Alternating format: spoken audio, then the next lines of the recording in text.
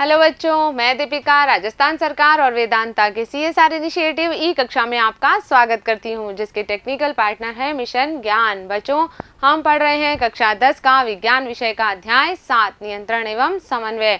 तो इस पाठ के पिछले भागों में हमने समझा था कि जंतुओं में किस तरह से तंत्रिका तंत्र शरीर के नियंत्रण और समन्वय का कार्य करता है। इसके अलावा हमने ये भी समझा था कि पादपों में पाए जाने वाले विभिन्न हार्मोन किस तरह से इनकी वृद्धि को या तो बढ़ा देते हैं या फिर संदमित कर देते हैं। अब इस भाग में हम समझेंगे जंतुओं के अंदर हार्मोन का क्या कार्य होता है, किस तरह से हार्मोन जंतुओं की वृद्धि को प्रभावित करते हैं। तो चलिए शुरू करते हैं।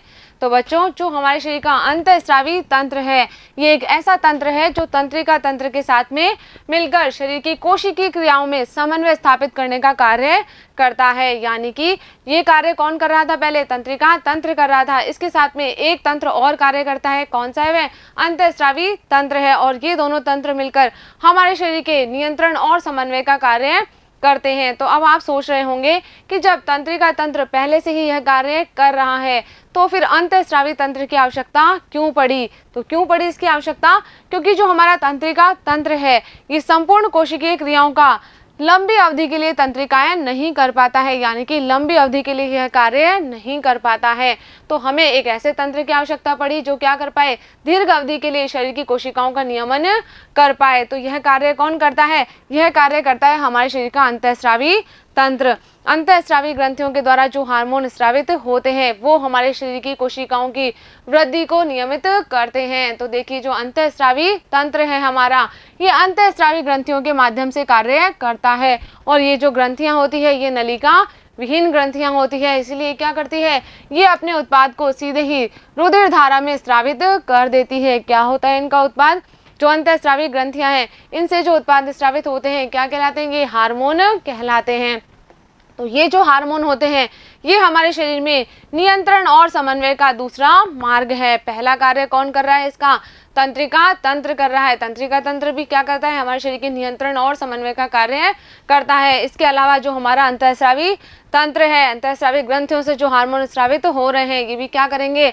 हमारे शरीर में नियंत्रण और समन्वय का कार्य करते हैं। तो देखिए, हमारे शरीर के अंदर जो है अलग अलग अंतःस्रावी ग्रंथियां उपस्थित होती है। देखिए कौन कौन सी है? पीनियल ग्रंथि है, पीयूष ग्रंथि है, इसके अलावा थायराइड और पैराथायराइड ग्रंथि है, थाइमस ग्रंथि है, अग्नाशय ग्रंथि है जो क्या करती है? पाचन के अंदर सहायता करती है। अग्नाशय ग्रंथि से जो इंसुलिन हार्मोन स्रावित होता है वो क्या करता है? हमारे जो रुधिर है उसके अंदर शर्करा की मात्रा को नियंत्रित करता है। इसके अलावा एड्रिनल ग्रंथि ये कहाँ पर स्थित होती है? जो हमारा वृक्क है उसके ऊपर स्थित होती है। इसके अलावा नर के अंदर जो है वृषण ग्रंथि पाई जाती है और जो मादा है इसमें अंडाशय पाया जाता है। तो जो वृषण है वो नर हार्मोन टेस्टोस्टेरोन का स्रावन करता है और जो अंडाशय है ये मादा हार्मोन एस्ट्रोजन का स्राव करता है।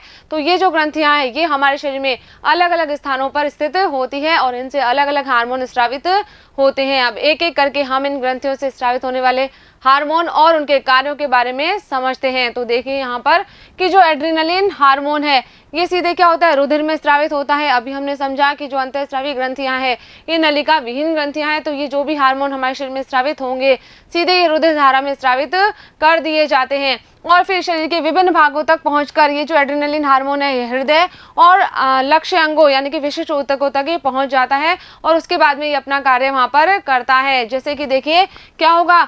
हृदय की धड़कन जो है वो बढ़ जाती है। ये जो एड्रिनलिन हार्मोन है ये किससे स्रावित हो रहा है? एड्रिनल ग्रंथि से स्रावित होता है। और जो हमारी एड्रिनल ग्रंथि है ये क्या कहलाती है? ये जो है एक आपातकाल ग्रंथि कहलाती है। यानी कि इससे जब हार्मोन स्रावित हो रहे हैं कब होंगे? जब हम बहुत ज़्यादा खुश होते हैं या हम बहुत ज़्यादा डरे हुए होते हैं, उस समय ये ग्रंथि जो है एड्रिनलिन हार्मोन का स्रावण करती है। तो क्या होगा? ऐसी परिस्थितियों के अंदर जो हमारा हृदय है उसकी धड़कन बढ़ जाती है ताकि क्या हो? हमारी पेशियों को अधिक से अधिक ऑक्सीजन की आपूर्ति हो पाए। क्योंकि यदि हमें डरे हुए हैं तो क्या होंगे? हम तेजी से सांस लेंगे और इसीलिए हमारी कोशिकाओं को जो है ऑक्सीजन की आपूर्ति अच्छे से हो पाएगी। इसके अलावा क्या होता है? पाचन तंत्र और त्वचा में जो रुधिर की आपूर्ति है वो कम हो जाती है क्योंकि इन अंगों की जो छोटी धमनियां हैं उनके आसपास की जो पेशियां हैं वो सिकुड़ जाती है, जिससे क्या होगा? जो रुधिर की दिशा है वो कंकाल पेशियों की ओर हो जाती है और क्या क्या परिवर्तन होते हैं, डायफ्राम और पसलियों की पेशी जो है उसका संकुचन होता है, जिससे श्वसन दर भी हमारी बढ़ जाती है। तो ये जो भी परिवर्तन हो रहे हैं ये क्या कर रहे हैं, हमें उस संकटकालीन परिस्थिति से निपटने के लिए तैयार कर रहे हैं। तो ये जो सभी अनुक्रियाएं हैं ये क्या करेगी, हमें विषम परिस्थिति से निपटने के लिए तैयार करती है। ये परिवर्तन होते हैं कब होंगे, जब एड्रिनल ग्रंथि क्या करेगी, एड्रेनलिन हार्मोन का स्राव करेगी, तो हम उस परिस्थिति से निपटने के लिए तैयार हो जाएंगे। इसके अलावा आगे हम बात कर रहे हैं कि पादपों के अंदर जो हार्मोन बनते हैं ये क्या करते हैं, दिशिक वृद्धि को नियंत्रित करते हैं। जैसे कि हमने देखा था कि जो ऑक्सिन हार्मोन है वो क्या करता है, कोशिकाओं की लंबाई में वृद्धि करता है और इसीलिए पौधा जो है वो प्रकाश की ओर गति करने लगता है। तो जंतु शरीर के अंदर भी नियंत्रित स्थानों पर जो है वो वृद्धि होती है। जैसे कि उदाहरण के लिए हम देखें कि पादप क्या करते हैं, शरीर के विभिन्न स्थानों पर पत्तियां उगाते हैं, लेकिन हम अपने चेहरे पर अंगुलियां नहीं उगाते हैं। यानी कि हमारे शरीर में वृद्धि तो होती है लेकिन ये वृद्धि पूरी तरह से नियंत्रित होती है। तो यहाँ पर भी समन्वित वृद्धि को करने में कौन सहायता करता है, हमारे हार्मोन सहायता करते हैं। हार्मोन जो है वो हमारे शरीर की समन्वित वृद्धि करते हैं। तो देखिए आपने सुना होगा कि हमें अपने आहार में आयोडीन युक्त नमक लेना जरूरी है। हमें कौन से नमक का इस्तेमाल करना चाहिए, जिसके अंदर आयोडीन हो। क्यों आवश्यक है ये, क्योंकि जो अवटु ग्रंथि है ये क्या करती है, थायरॉक्सिन हार्मोन बनाती है और इसके लिए आयोडीन की उपस्थिति आवश्यक होती है। जब आयोडीन उपस्थित होगा तभी जो थायराइड ग्रंथि है ये थायरॉक्सिन हार्मोन का स्राव कर पाएगी। तो ये जो थायरॉक्सिन हार्मोन है ये कार्बोहाइड्रेट, प्रोटीन और वसा के उपापचय का नियंत्रण करता है, ताकि वृद्धि जो हो रही है हमारे शरीर की उसके लिए उत्कृष्ट संतुलन उपलब्ध कराया जा सके। तो इसीलिए जो थायरॉक्सिन हार्मोन है उसके स्रावण के लिए आयोडीन की उपस्थिति आवश्यक होती है। आयोडीन क्या है, इसके लिए अनिवार्य है। और यदि मान लीजिए हमारे आहार में आयोडीन की कमी हो जाती है तो क्या होगा, हम जो है गॉइटर रोग से ग्रसित हो सकते हैं। जो गॉइटर रोग है इसके अंदर गर्दन जो होती है वो फूल जाती है। तो इसलिए हमें क्या करना है, हमारे आहार के अंदर हमें आयोडीन युक्त नमक को शामिल करना है। आगे देखते हैं, कभी कभी देखिए आपने देखा होगा कि कुछ व्यक्ति जो होते हैं वो बहुत छोटे होते हैं या फिर बहुत अधिक लंबे होते हैं, या तो वो बहुत बौने होते हैं या उनकी लंबाई बहुत अधिक होती है। तो ये जो हमारे शरीर की लंबाई हो रही है इसको नियंत्रित करने वाला हार्मोन कौन है, वृद्धि हार्मोन है, जो पीयूष ग्रंथि से स्रावित होता है। ये जो वृद्धि हार्मोन है ये हमारे शरीर की वृद्धि और विकास को नियंत्रित करता है। यदि बाल्यकाल के अंदर इस हार्मोन का स्राव कम हो रहा है तो क्या होगा, बौनापन हो जाता है, और यदि इसका स्राव अधिक हो रहा है तो व्यक्ति की लंबाई जो है वो बहुत अधिक बढ़ जाती है। इसके अलावा हमारे शरीर के अंदर जो लिंग हार्मोन है, जैसे कि नर में कौन सा है, टेस्टोस्टेरोन, और मादा में एस्ट्रोजन का स्रावण भी होता है। हमने देखा था कि जो वृषण है उसे कौन से हार्मोन का स्रावण होगा, टेस्टोस्टेरोन हार्मोन का, और जो अंडाशय है उसे एस्ट्रोजन हार्मोन का स्राव होता है। आगे बढ़ते हैं, नेक्स्ट है इंसुलिन हार्मोन। तो ये जो इंसुलिन हार्मोन है इसका उत्पादन अग्नाशय में होता है। अग्नाशय ग्रंथि के द्वारा इंसुलिन हार्मोन का स्रावण किया जाता है, और ये जो हार्मोन है ये हमारे रुधिर में शर्करा के स्तर को नियंत्रित करता है। यदि इंसुलिन का स्रावण उचित मात्रा में हो रहा है तब तो क्या होगा, रुधिर के अंदर शर्करा का जो स्तर है वो बराबर बना रहता है। लेकिन यदि किसी कारण से इंसुलिन का स्रावण उचित मात्रा में नहीं होता है तो क्या होगा, रुधिर में शर्करा का स्तर बढ़ जाता है और व्यक्ति मधुमेह यानी कि डायबिटीज रोग से ग्रसित हो जाता है। तो अब हार्मोन की कितनी मात्रा का स्रावण होना है और कितने समय में होना है, तो इसका निर्धारण जो है वो किसके द्वारा किया जाता है, ये पुनर्भरण क्रियाविधि के द्वारा इसका नियंत्रण होता है। क्योंकि हार्मोन का जो स्रावण है वो हमारे शरीर में परिशुद्ध मात्रा में होना आवश्यक है। तो क्या होती है ये पुनर्भरण क्रियाविधि, उदाहरण के लिए समझते हैं हम कि यदि रुधिर के अंदर शर्करा का स्तर बढ़ गया है तो अग्नाशय की जो कोशिकाएं हैं वो इस परिवर्तन को संसूचित कर लेती है और क्या करेगी, इसकी प्रति जो है अनुक्रिया करेगी और अधिक इंसुलिन का निर्माण करेगी। शरीर के अंदर अधिक इंसुलिन का स्रावण होगा तो क्या हो जाएगा, जब रुधिर के अंदर शर्करा का स्तर कम हो जाएगा तो इंसुलिन का जो स्रावण है वो अपने आप कम हो जाता है। तो इस तरह से पुनर्भरण क्रियाविधि के द्वारा हार्मोन की कितनी मात्रा का स्रावण होना है ये नियंत्रित किया जाता है। चलिए अब हम एक सारणी के माध्यम से समझ लेते हैं